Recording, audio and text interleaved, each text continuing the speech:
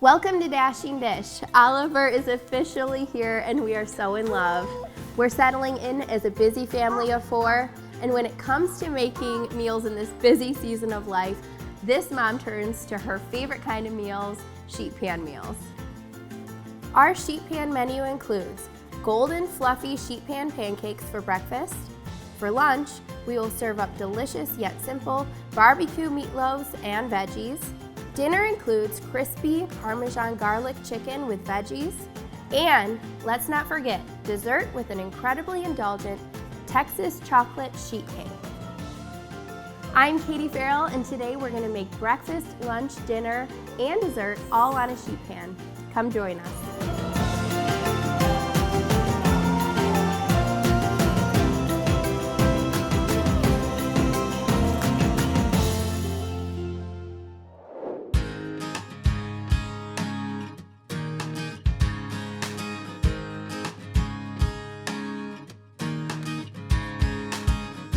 Today's show is going to start off with breakfast on a sheet pan. So we're going to make sheet pan pancakes, which I know might sound a little bit strange, but what I love about it is it's really just a delicious, fluffy, golden pancake that's all on one pan. So you don't have to sit there flipping the pancakes, and you can top them with whatever you like on your pancakes. So to start off, we're going to start with our dry ingredients, which is 2½ cups of oat flour, 1/3 cup of sweetener, 2 teaspoons of baking powder, 1 teaspoon of baking soda, 1/4 teaspoon of cinnamon, 1/2 teaspoon of salt, and then for our wet ingredients we have 1/2 cup of applesauce, a teaspoon or so of vanilla kind of to taste, 2 eggs, and 1 cup of milk of choice, and 1 tablespoon of vinegar, which is going to help the pancakes be bubbly and rise. So we're going to add all of the dry ingredients first to our bowl, then the wet ingredients, and pour it onto a sheet pan, and that is as easy as this recipe is. So I have to tell you guys, because I've already introduced you to Oliver, about kind of our story behind Oliver. And really, he is such a miracle, just like Maddie was. But with him, there also came some tears. So it wasn't all beautiful and wonderful.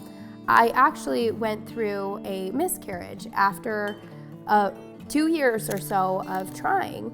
And so that was absolutely devastating for my husband and I because, you know, we waited so long. We were so excited to finally see that we were indeed pregnant. And then to lose a baby was just absolutely heartbreaking. But I'll never forget when we got the news that, you know, we lost the baby, that God just sprang this hope up in me immediately, where I just knew that I knew that God would redeem this story, that it wouldn't end there. And sure enough, it was only about 2 months later, I found out I was pregnant again. And when I told my doctor that I was pregnant, he actually discouraged me from being so hopeful. He said, you know, it was a little bit too soon. I'm a little bit concerned about this pregnancy, not too sure how it'll turn out.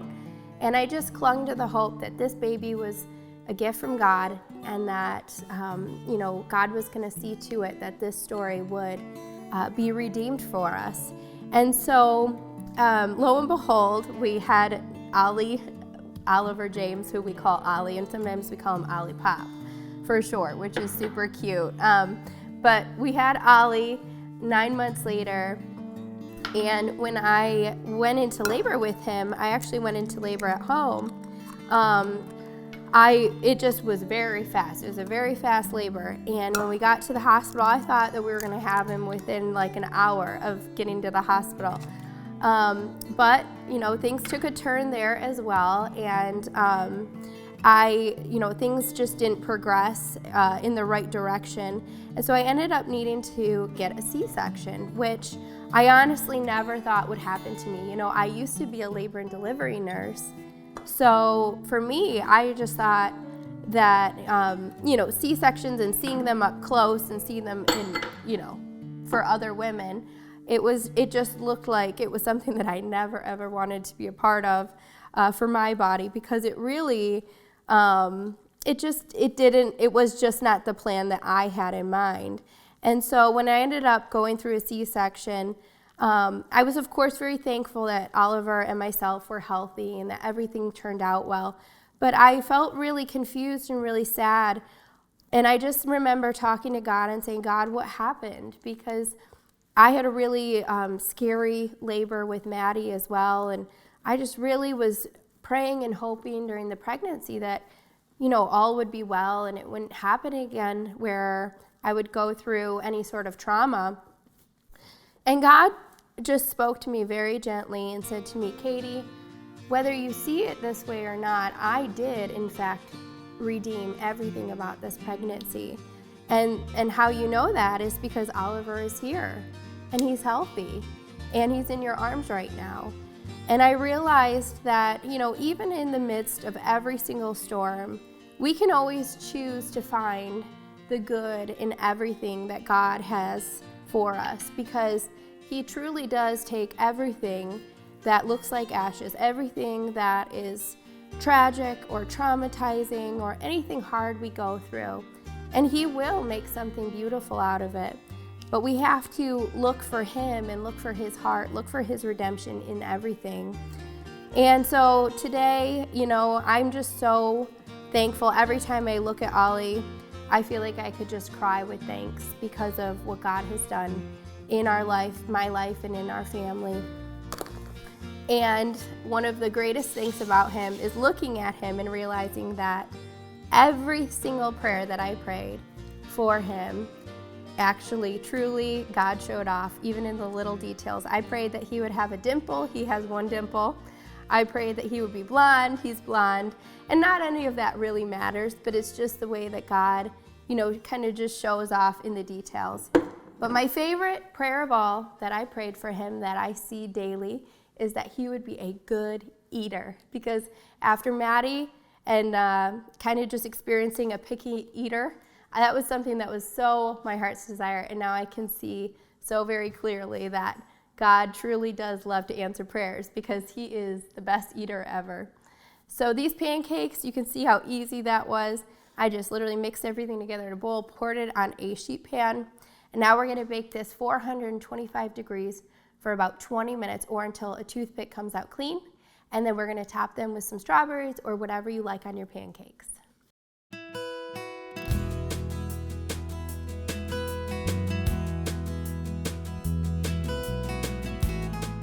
We're moving on to lunch, and for our sheet pan lunch, we have mini meatloaves with some veggies on the side. And what's lovely about this recipe is everything is right on the sheet pan.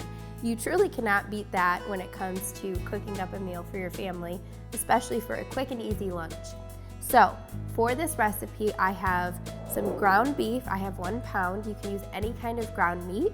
We also have some frozen broccoli florets and some frozen sweet potatoes that are already cut for you. 2 eggs, a 1/4 cup of oats, a 1/2 cup of barbecue sauce, a 1/2 teaspoon of paprika, salt, and garlic powder. So that's all you need for this recipe. I guarantee you probably have most of this on hand. If you don't have these specific frozen veggies, you can use whatever kind of frozen veggies you like. So first I'm going to start by putting these frozen veggies on the sheet pan. And I'm just going to kind of spread them out like that.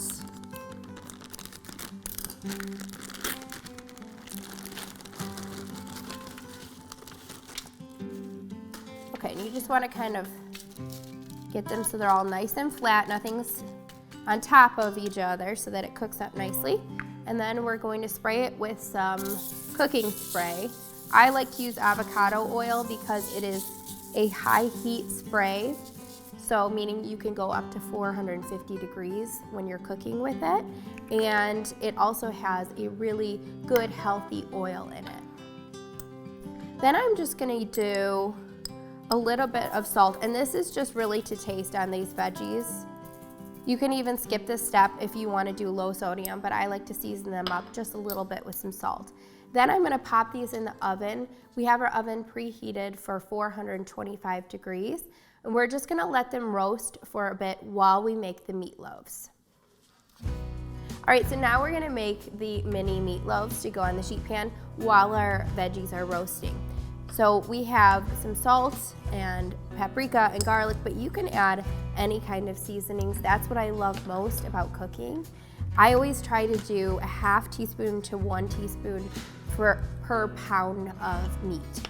So just stick in that range and you'll be pretty much safe for most seasonings, and you can really just put your own spin on it.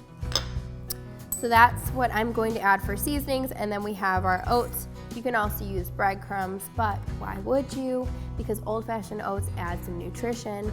You honestly can't taste them in there. They're just really gonna add a little bit of a binder to hold these meatloaves together. And then 2 eggs. Then we have our barbecue sauce, and I'm not gonna add the whole thing. I'm gonna save some for the top. So we'll do about half, and we're just gonna kind of get in there. I'm gonna actually get in there with my hands. That's my favorite cooking tool when it comes to things with meat, because you can really get everything mixed together well. All right, so this is all mixed together, so we're gonna form it into little mini meatloaves on the same sheet pan that we put our veggies on. So we're gonna go grab those out of the oven and add these meatloaves. The reason we do the veggies first is those take a little bit longer to cook than the meatloaves do.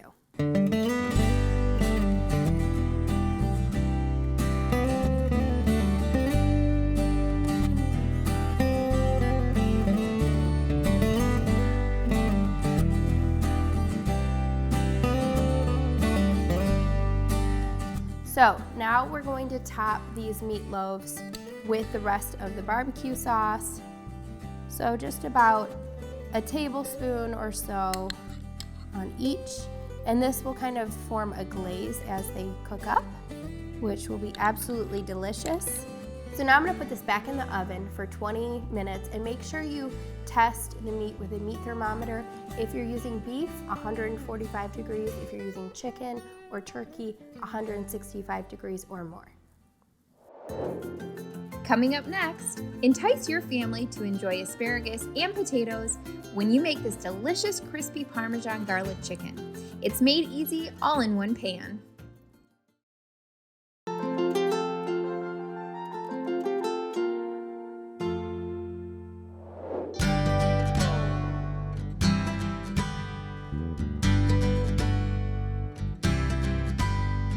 For dinner, I love to make sheet pan meals. In fact, it's one of my absolute go-tos.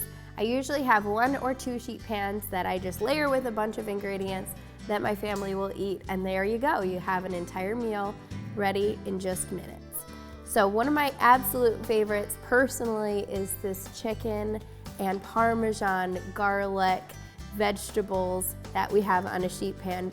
The chicken gets crispy. The vegetables are coated in Parmesan and garlic. Everything tastes delicious. And I choose to use 2 of my favorites and my kids' favorites, which is asparagus and potatoes. So what I like is the potatoes tend to get eaten by my husband and kids a little bit more, and I tend to go a little more for the asparagus. So that's what I try to do, is think about how can I make a meal that my entire family will eat. And the chicken, everybody loves. So in order to make this recipe, I have about a ½ pound of potatoes, a bundle of asparagus, 1 teaspoon of garlic powder, a ½ teaspoon of salt, and 1 tablespoon of Italian seasoning.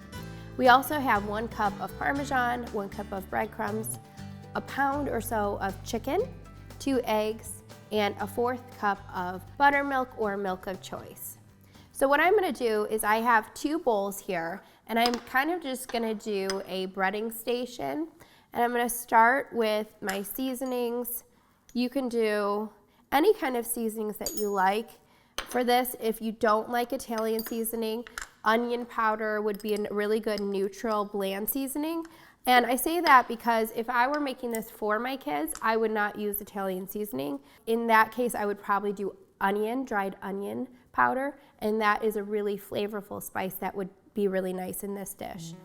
Then I'm gonna do the Parmesan cheese and the breadcrumbs. And that's all you need for the dry breading, and I'm just gonna kind of mix this together with my hands here. Okay, so that looks great. Now we're gonna do 2 eggs, and then buttermilk or milk of choice. And if you don't have buttermilk on hand, I always like to do just a little bit of milk with like a teaspoon of white vinegar. And really the only difference between milk and buttermilk is the vinegar, and that just helps tenderize the meat. So that's usually why it's used when you're gonna bread chicken or pork or a different cut of meat, is it just helps tenderize the meat. Now, before we bread the chicken, what I'm gonna do is I'm going to set these aside and I'm gonna work on the veggies because we're gonna use some of the seasoned breading Parmesan mixture on the veggies. Okay, so I have some of my potatoes already diced, and you can see you just wanna dice them about into 4s depending on the size of your potato. The real important thing is to make sure that they're evenly sized as best as you can, because that will make sure that they cook evenly. That looks good. Then when it comes to asparagus, a good tip for figuring out where to cut this is to kind of just let it naturally break. So that's usually about where you're gonna get a really nice tender piece of asparagus. If you don't do that and you kind of just guess, sometimes some of this stalk will be really grainy or woody. It's kind of hard to chew through. So in order to get the tender part of the asparagus, that's a nice tip, is you just break it naturally. And then you take the rest of the asparagus and you kind of set it on the cutting board next to that piece that you cut. And then you cut it down in similar length. So there you go. And if you want to use up the ends of these asparagus, you could cut a little bit more off and you could add it to a soup and maybe just puree it or blend it, so that way you're not wasting all that asparagus. So we're gonna just kind of spread these out over the pan. And then we're gonna top it with some of this Parmesan topping.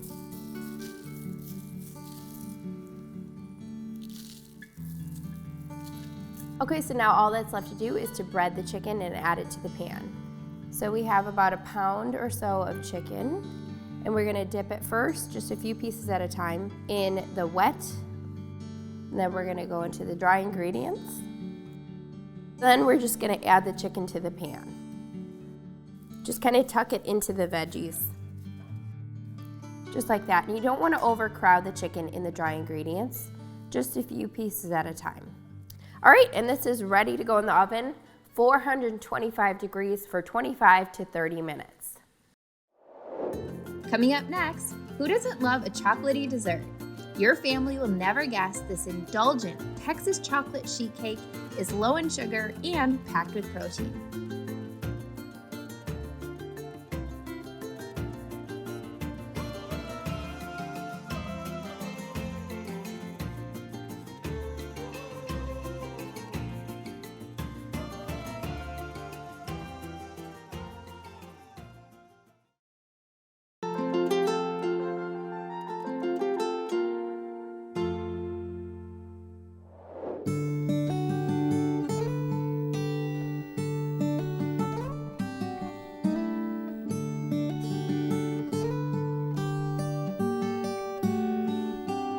Now we're gonna make one of my favorite type of sheet pan meals, which is dessert. I definitely love dessert the most. In fact, I feel like I could eat dessert all day instead of meals. So I love desserts that I can make in just a few minutes on a sheet pan. And the best thing about this is it only takes 15 to 20 minutes to bake. So if you have somebody surprise you and just come over and you want to make a little treat, this is the perfect thing to make. And who doesn't love chocolate? So we're gonna make my Texas chocolate sheet cake, and to start, we're gonna use 2 cups of oat flour, 1 cup of sweetener of choice, 1/2 teaspoon of salt, 1 teaspoon of baking soda, 2 eggs, 1 cup of applesauce, 1 cup of water, 1/2 cup of milk of choice, and 1/3 cup of cocoa powder. So I'm gonna start by adding all my dry ingredients to the bowl.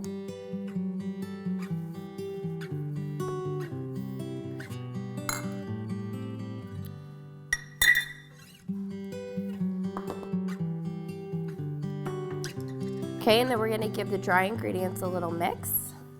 And if you've been watching Dashing Dish for any length of time, you probably already know by now that I like to just do everything in one bowl, even with baking. Of course, the real proper way to do it is to mix everything dry in one bowl, wet in another bowl, but I've never had any problems with any of my baked goods turning out this way. I just like to first do all the dry ingredients and mix them up really well in the bowl so that everything's combined. Then I add my wet and I mix everything together. Always turns out great, and you save a bowl. And then the applesauce. And that adds a lot of moisture to the cake. A lot of times when you're baking and you're just trying to bake a little bit healthier, instead of adding butter or oil, you can just add applesauce to the recipe in place of the butter or the oil. And usually it's cup for cup the same. So we're just gonna kind of mix that together until everything's combined. So I have to say, one of my favorite things to do with Maddie is definitely baking. And you guys probably remember me baking with her on the show many times. And it's absolutely some of my fondest memories with her. And I cannot wait to start baking with Ollie. He's only a year old, so he's obviously not quite ready. But I already love doing everything with him, so I can't wait to get him in the kitchen and get him baking with me. A big part of having 2 kids and working from home has been learning how to balance it all. And it's not always been easy, and I'm sure all the moms out there can relate that, you know, it really is about learning the proper priorities and finding a balance with all things. And it definitely can be a struggle sometimes, but at the end of the day, it's absolutely all worth it. So you'll want to put this in the oven, 350 degrees for 20 to 25 minutes until a toothpick comes out clean. As it cools, we're going to make the frosting, and then we'll be able to top this with the most delectable part, which is a peanut butter chocolate frosting.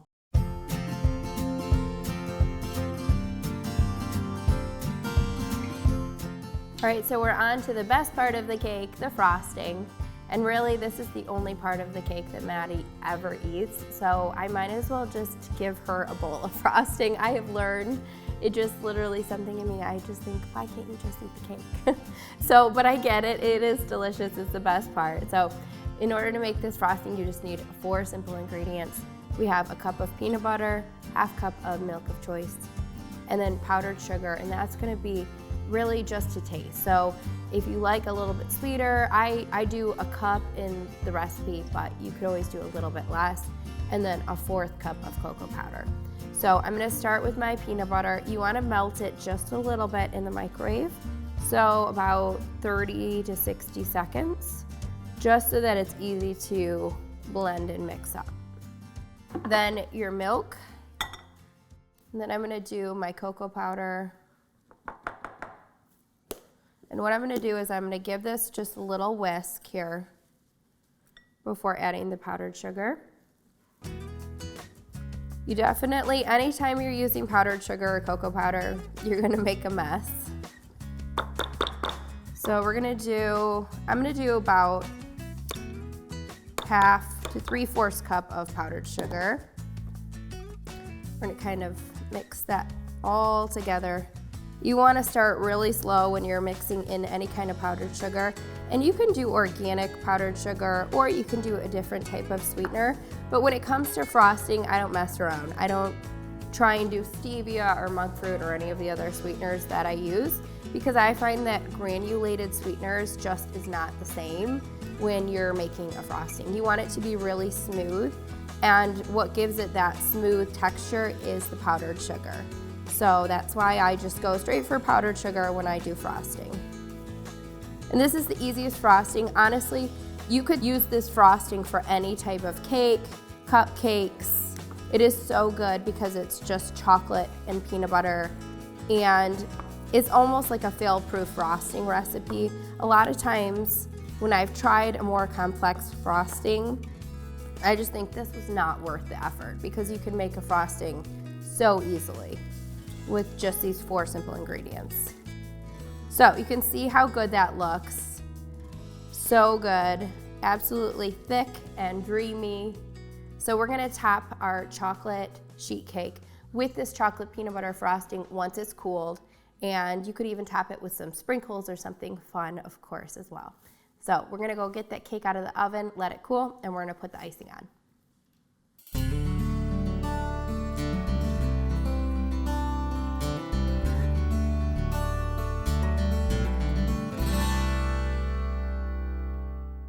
Well, I had so much fun introducing you guys to our sweet boy, Oliver James Farrell, and I'm just so thrilled to be able to share all of the different stages of our family's life with you guys. It's been such an awesome experience.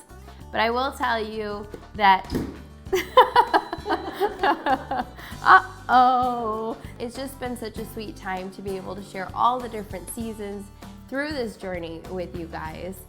I love the fact that this little boy enjoys sheet pan meals and anything that I feed him, but truly all these sheet pan meals that we did today, all my family enjoys, which you cannot go wrong with that as a mom, am I right?